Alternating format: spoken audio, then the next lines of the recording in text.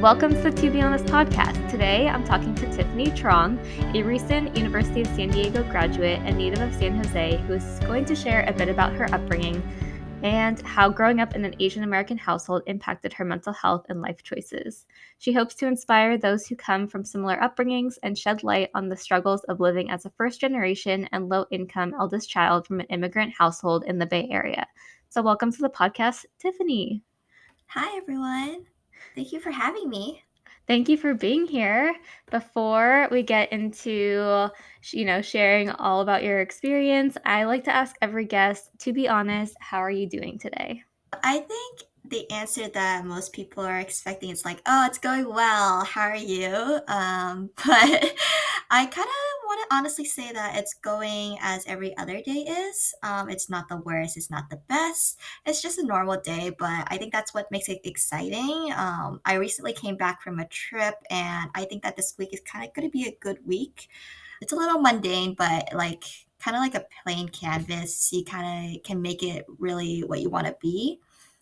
So today I'm just hoping to be a little bit more productive and also kind of surprise myself with a little treat later for doing so. That sounds awesome. Where did you go on your trip? I went to Los Angeles, so I visited some friends that were from out of state, and then went to a festival, and then came back yesterday.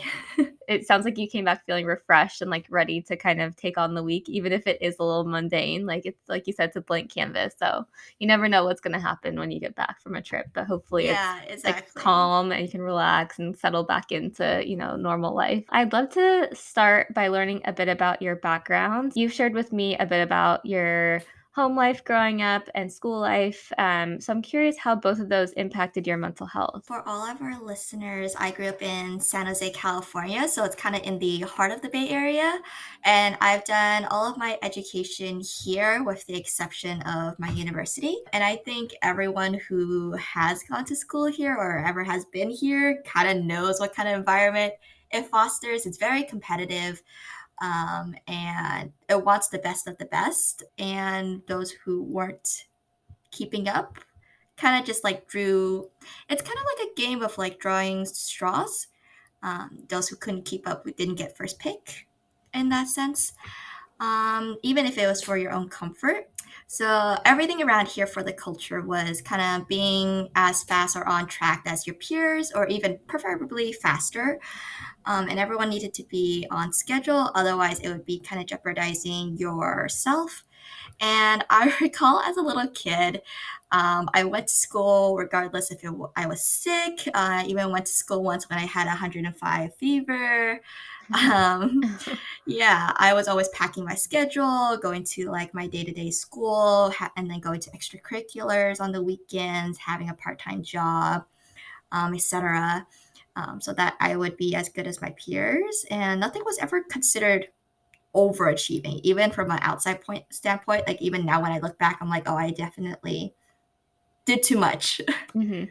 But at the time that wasn't the case. And that really changes your mentality and mental health like as you grow up, especially since this is what I grew up with. Mhm. So everything was more of hard tasks rather than like taking a step back and be like, oh, how is this impacting me? Other than like hard results. Yeah, so it sounds like it was very normalized to like kind of like hustle and, be an overachiever in a sense, which, yeah, I totally understand. I also grew up in the Bay Area and I think that culture is just so like pervasive in this area, which is a little scary because I think it sounds like getting into like colleges nowadays is even harder than it used to be. So I can't even imagine what kids are going through now versus like when I went through it. Like Yeah. it's ridiculous. But so in regards to your mental health, like how impacted was that or like how was it impacted? Did you feel like you struggled a lot with your mental health because of that? I don't think I ever thought of my mental health because I never had time for it. I feel like I always had other priorities. And a little bit background to me, I'm the eldest child. So I was always the role model for my sibling. And also, as coming from like a first generation immigrant household, I kind of had to be the adult. So I just never had time to really think about my mental health in aspect to like what I had to do on a day-to-day basis. So I was feeling a lot of like pressure, anxiety, just to keep up with all the demands from me, but I just never really took time to like acknowledge it. Yeah, so it's more of like seeing it in hindsight is you can like reflect on that experience and understand like, wow, I took on a lot and my mental health definitely took a hit because of it. Yeah. What was I mean, you kind of already answered this, but what was it like going to school in such a competitive environment? I know you said it's kind of normalized, but was there anything in particular that I guess like the school system and the school culture, how that like impacted you? I really thought about this, but I think the only way I could describe it looking back is that it was very exhausting. There's just no other way to describe it. And that same mentality and like habits, since I've like adopted those habits at a very young age, they still kind of like are part of me now. Like it's a characteristic of me. I recall like when I first moved away from the Bay, for college, I was kind of culture shocked, even though I still stayed in California. But it was just everyone lived at a different lifestyle than how I grew up. And that was very unnerving in the sense that it's a different comfort zone that I have to accustom to. It's a very more relaxing and more healthy environment, I want to say, but it's definitely still like a tax on my mental health seeing something so foreign. But yeah, I don't know how else to describe how my upbringings are other than like day to day. I just woke up Yeah. and, went to school, Mhm. and then kind of repeated it. Yeah. I'm kind of curious, like, now that you are able to look back on your, like, time in high school versus, like, your time moving away from the Bay Area, do you feel this is kind of a weird question, but do you feel like it was worth, like, all the hard work and everything that you put into, like, school and extracurriculars and all of that? Or do you feel like you could have taken a step back and still be where you are today? I think it's a mix of both. I definitely think I could have taken the step back and still be where I am. But it's that sense of like, I rather have be safe than sorry, having that safety net. Mhm. And also like not as like an ego boost or anything, but going to a more relaxed lifestyle like in the future after hard work, it just makes me feel like, oh, I'm more better prepared. And so like certain things were a lot easier for me. I'm like, oh, this is easy compared to what I did like for like my through 12. So it's just a transition in some way. So I think there's pros and cons to it. Yeah. Yeah, thank you for answering that. I know it's kind of a tough question, but I was just kind of curious because I'm sure people listening may be in high school right now, so I'm just curious if they are listening and they hear someone who's kind of been through that experience of, like, this school culture that's so intense, like, is it worth it? And, like, where you are now. And everyone's journey is different, but I was just curious if, we could help people relax a little bit around school. Yeah, yeah. I'm curious now, well, I'm curious how you took care of your mental health. Did you, eventually, when you did acknowledge that maybe you were having some struggles or challenges, did you seek professional assistance or did you do some like self care? What was that process like for you? Yeah, I'm not old.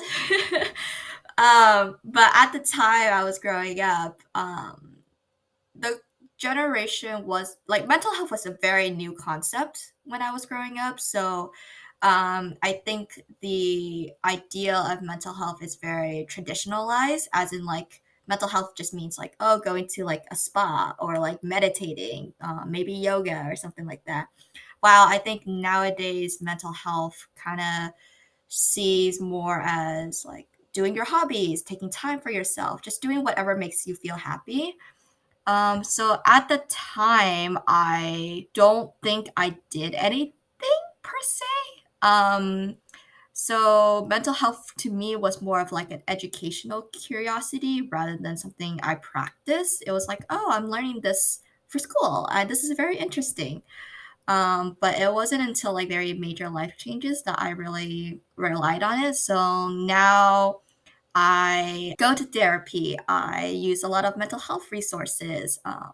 I'm part of a mental health startup community, and all these kind of things just to like take time away from like the pressures on my day-to-day basis, while I'm still kind of reserved about like opening up about specific traumas or like struggles. I'm like also relying on support systems, so like my friends, and just embracing it a little bit more. That's great. I'm glad that you're, seeking those like specific the things that, work for you and the things that take care of your own mental health. That's so important to find like your own like the personal things that work for you. So, and as an Asian American, did your parents expect a lot of you in school, or did you feel like the school culture was more of the reason that you were so driven? I think it's a mix of both. I Mhm. think the funny thing is the model that I always hear and that all my friends kind of talked about when I was growing up was you study, sleep, and repeat. Mhm. It's kind of been instilled into us since the first day of school.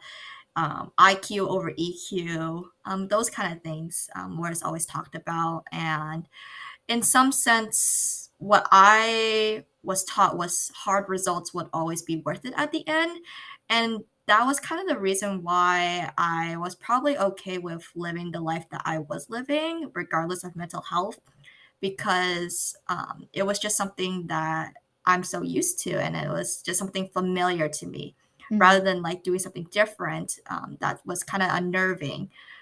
So living my parents' dreams of, going to medical school or doing something very ambitious, that sense of delayed gratification always was instilled to me at birth. So it was very comforting me to me and to be in that environment. Mhm. So I think a funny thing was like I remember doing a school project and the question was, oh, learn about the background of like your name and like why your parents chose it and stuff like that. So I asked my mother, why did you choose my name? What was the symbolism behind it? I was thinking it's going to be like super poetic or something Yeah. funny, but she was saying like, oh, she read it somewhere that it meant beauty, leadership, and money. And Mhm. that's all she ever wanted in a child. So Mhm. I think because of her sacrifice, she never really got to live out her dreams, and so she didn't want us to have to go through that. So that idea of delayed gratification was very forthcoming. Mhm. And so yeah, I guess that was a long way of roundabout to just say like yes, I think the school kind of prepped me to be having that drive, but also I think also from my parents too. And I know that at some point you experienced burnout, so I'm curious if you would mind sharing a bit about that and how you kind of felt during that time? Yeah. So whenever I chat with my friends, I'm always considered the one who always does too much. Yeah. Um, Even though it's very comforting for me to have something always be done. I'm a very type A person. But I think the first time I experienced burnout was when I was in university and I had failed a few exams leading up to my application season for medical school. And I had just pushed off burnouts for a later time because that's just the mentality I've been fostered and um, has been normalized for me. So I just remember having a panic attack that I didn't even recognize was a panic attack until Mm. months later. And I think that was very exhausting, confusing, and also an eye opener. It showed me that what I was doing wasn't really that healthy and it wasn't sustainable. I think that was a very turning point in my life. But for anyone who hasn't experienced burnout, I wouldn't want you to.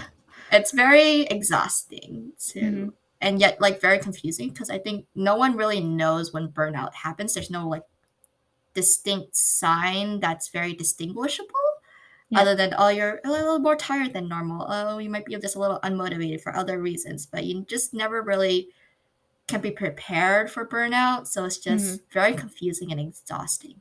Yeah, definitely. Were there any things that you did in particular to help like, once you recognized that you were experiencing burnout, were there any things that helped you cope with the feelings of burnout? I definitely took some time away from what I was doing. In more academic reasoning, it was just an idea that maybe what I'm doing isn't the most effective or the most efficient. So I just took some time away to like reevaluate, but also like find comfort in some of my support systems. So going to my counselor and seeing like what else can I do? What are their outside input on like what I've been doing? Is it healthy in other people's eyes? Mhm. And just trying to be proactive in like not letting burnout continue longer. I think I relished in it and I like embraced it. It's like I acknowledge that I am burnt out, Mhm. but I tried to like stay on top of it so that it wouldn't linger.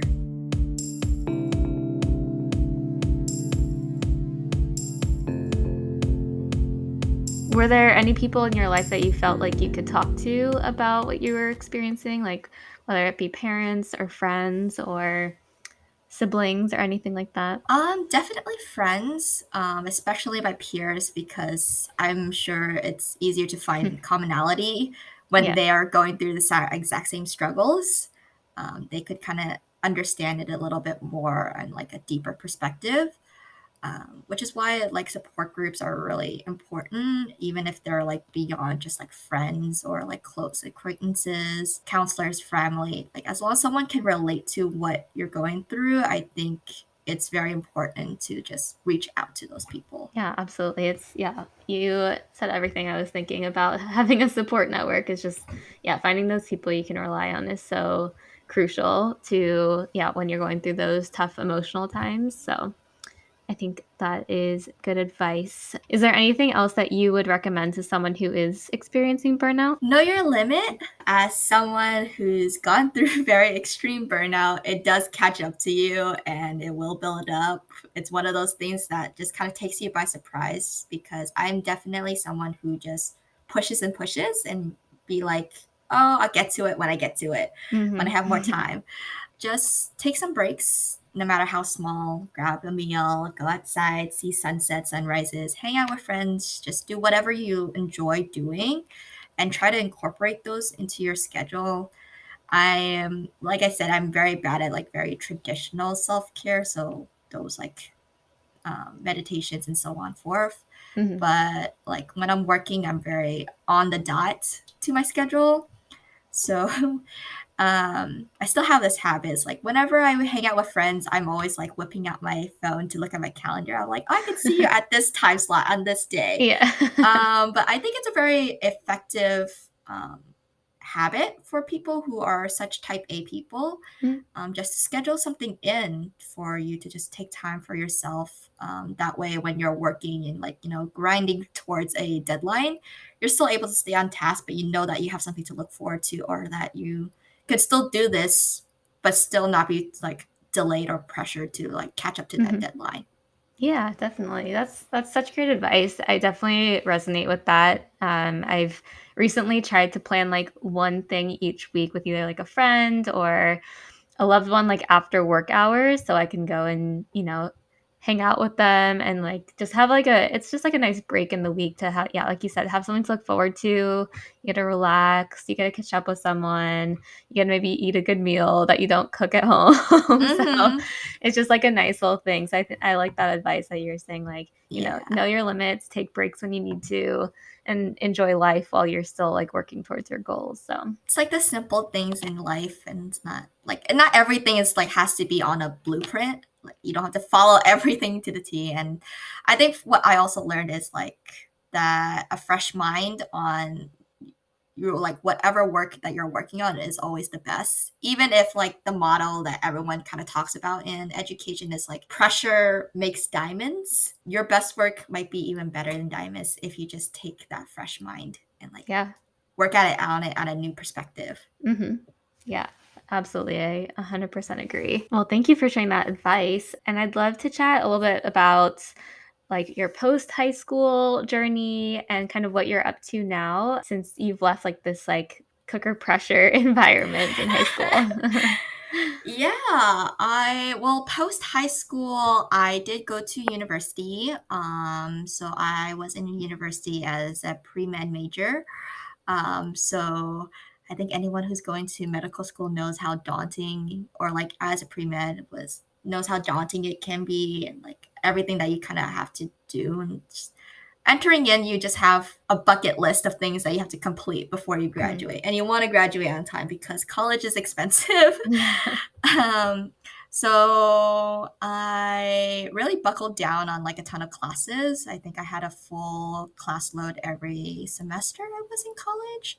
But I did graduate with honors with double majors and double minors because I wanted to do an extra major for fun. And I do recommend like doing something for fun in college. Yeah. Not everything has to be about school. Yeah. After graduation, I worked in a local clinic, and then currently I'm actually doing a career change. It's a bit rocky right now, but I am working every day, like just trying to learn something new about this new career. So it's just watching videos, looking at articles, reading up about it, trying to network, so and so. Awesome. And what did you double major and minor in? I majored in biology and history. History was my fun little side hobby. Nice. And then my minors were chemistry and biomedical ethics. Okay, awesome. Sounds very comprehensive in terms of like the pre-med side, and then yeah, I like that you had the little fun like history stuff on the side. Yeah. And so now that you're going through this career change, what do you hope to do in the future? I'm actually hoping to do more work in the production slash entertainment industry and just continue chasing towards that dream. I've always enjoyed it as a little kid, but practicality careers were always the forefront up to now. So I'm definitely still learning a lot about the industry for the better, and I'm just excited for what's to come. But I guess for a more short term goal, I just want to enjoy my hobbies a little bit more. There's like a lot of cafes I want to visit in town, go to different restaurants, just explore. Mhm. Yeah. That's really cool. I'm curious, like, if you've approached your family about this career change and if they've had any like reactions to it or if they're supportive. I have. It's hard to hide from parents when you're kind of doing, when they can see something change in you, whether that's just like how I act on a day-to-day basis, like in my emotions. But I have spoken to my parents about it. They're a bit nervous for very good reasons. Mhm. If specifically for the entertainment industry, it's very hard to be stable, and that's what they're kind of worried about. And it's a learning curve for them as much as a learning curve for me. Yeah, definitely. Well, I'm glad that they're on their way to being, supportive of your career change. Do you have any advice for someone who may be listening who also is kind of going through this struggle of wanting to like please their parents with either like a future career decision or a college decision, and they're not sure how to approach that topic with their parents? I would say the hardest step would be getting the courage to just do you. I think I've heard this saying like so many times, but you are your own biggest critique. And I think that you just need to believe that the rejection that you're fearing wouldn't really trump over the unconditional love your parents have for you. And sometimes you just need to put yourself first. And once you're happy, stable, and even relieved in some sense, the results will start coming in. Your parents will see that. It's not going to be like, oh, they're not going to acknowledge what you've been working towards. But those things don't really happen overnight, and uncertainty is scary, especially as parents. Their goals are to provide for you and set you up for success. Mhm. But at the end of the day, like nothing would happen without you trying. So just start somewhere, pick up the hobbies that match up what you want to ideally work towards, network, find time to learn about the other career. And I'm not exactly saying to go behind your parents' back, but incorporate these things into your life so that you can start building yourself a foundation when you do want to switch, and Mhm. you have something and someone to always be your support system somewhere. Yeah, I think that's really good advice. And I think one thing that I've learned too is like, I think a lot of us are like, kind of a different topic, but similar is a lot of us, including myself, are scared to even like try to start a new career or try to start like a new hobby because we're scared of failing. So I think it's also like you have to keep in mind like you don't know how it's going to go, but you don't know unless you try. So it's worth like trying, like even if it's just starting a hobby. So yeah, I think you gave some great advice there. And my final question that I'm trying to ask everyone this season is what is one thing you've incorporated into your life to maintain your mental health that you would suggest others do too? I always try to keep at least one stable aspect of my life that I enjoy. So whether that's like my support group, my hobbies, etc. I also think it's very stimulating and healthy for you to try new things, kind of break out of that comfort zone. So like what's how we were talking about rejection, it's good to sometimes get rejected. You learn and you grow, but you also have to try new things and find like things that work for you and things that don't. So in that sense, explore, enjoy the present, and things will definitely fall into line. Sometimes when you do need a reality check, though, I definitely kind of go back and just experience nostalgia in some way, visiting like my old schools or going to see my old shows, going through memorabilia, just to see how far I've come and just celebrate those small achievements, no matter how insignificant or weird or small that you might think they are. Like just cherish those moments because you did them. That's awesome. I love that. Thank you for sharing and thank you for being on the podcast. It was great chatting with you and getting to hear your story. If people are interested in learning more about you or all the things that you're doing, where can they go to learn more? Yeah, they can connect with me through social media, on Instagram on my handle Finding Our Euphoria. I'm also a part of this mental health community online on Discord. They can join our servers, and learn more about it. I definitely recommend it as a resource. It's called Mindset by Dive Studios, and I'll definitely leave the link so that you can see it. Perfect. That sounds great. I didn't know that you were part of this Discord community, but that sounds like an Yeah. awesome way to connect with others and just chat about mental health. So we'll definitely include the link to that in the show notes. Thank you again for being on the podcast. It was so nice to meet you and see you face to face. And I hope our listeners learned a lot from your experience. So thank you. And I hope we can connect again soon. Yeah, thank you for so much for having me. No problem. Thank you. All right. Have a good rest of your day. You too. Bye. Thank you for tuning into the To Be Honest podcast, brought to you by Momentum for Health. We're so happy to be able to share the personal behavioral health and wellness stories of youth and young adults in Santa Clara County. If you live in Santa Clara County and are in need of behavioral health assistance, please call 800-704-0900. You can also reach the Suicide and Crisis Lifeline 24/7 by dialing or texting 988. That's it for now, but we'll be back in just 2 weeks with another episode. Bye!